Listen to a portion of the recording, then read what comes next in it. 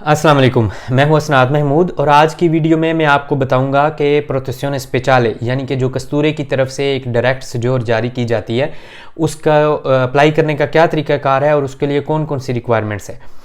जब आपने प्रोटेक्शन स्पेशले का दुमानदा करना है तो आपने किसी वकील के थ्रू या किसी इमिग्रेशन कंसल्टेंट के थ्रू कस्तूरे को एक दरख्वास्त देनी है लिख के, जिसमें वो कानून के सारे हवाले वगैरह देगा और ये बताएगा कि किस कानून की बेस पे और किन वजूहात की वजह से किन वजूहात की बेस पे वो ये दुमानदा आपका कस्तूरे को भेज रहे हैं।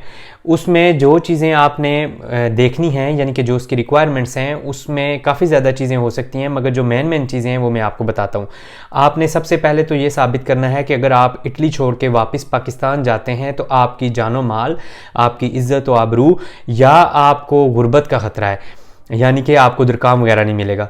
इसके अलावा आपने ये साबित करना है कि जब से आप इटली में आए हैं और इटली में रह रहे हैं आप जब से, तब से आपने कोई क्रिमिनल काम नहीं किया, कोई ऐसा काम नहीं किया जिससे अमन आमा को ख़तरा पहुंचा हो या जिससे इस मुआशरे को ख़तरा पहुंचने की कोई भी वजह सामने आई हो। इसके अलावा आपने ये साबित करना है कि आप वक्तन फ़वक्तन या लगातार इटली में काम करते रहे हैं, आपके पास काम का कॉन्ट्रैक्ट होना चाहिए, बुस्ते पागा होने चाहिए और आपके पास अपना खुद वगैरह होना चाहिए। इसके अलावा आपने ये बताना है कि मेरे पास एक रिहाइश भी मौजूद है जो कि रहने के काबिल है, यानी कि आपके पास कम से कम हॉस्पिटल होनी चाहिए और अगर आपके पास किराए का कॉन्ट्रैक्ट आपके नाम पर मौजूद हो तो वो तो बहुत ही अच्छी चीज़ है। इसके अलावा आपने ये साबित करना है कि मैंने ख़ुद को इटली के अंदर सेट करने के लिए, इस माशरे का एक फ़ाल रुकन बनने के लिए क्या कोशिशें की हैं।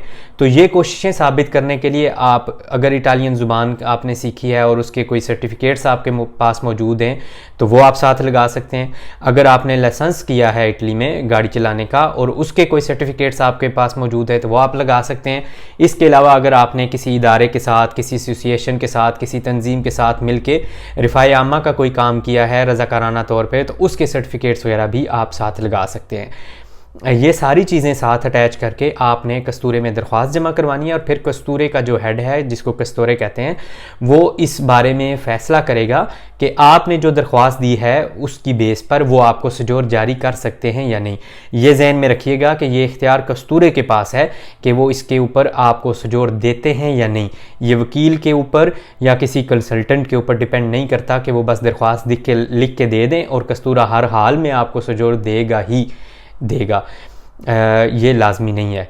तो अगर आपने ये दरख्वास्त जमा करानी है या आपने सिर्फ मशवरा करना है कि आपके पास जो भी डॉक्यूमेंट्स हैं और जो आपकी हिस्ट्री है उसके मुताबिक आप ये दरख्वास्त जमा करवा सकते हैं या नहीं, तो आप हमारे दफ्तर तशरीफ़ ला सकते हैं। हम आपके डॉक्यूमेंट्स दे के आपको ये सारा बताएंगे कि आप अप्लाई करें या ना करें।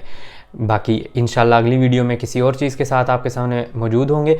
तब तक अपना बहुत सा ख्याल रखिएगा। अल्लाह हाफिज़। अस्सलाम वालेकुम।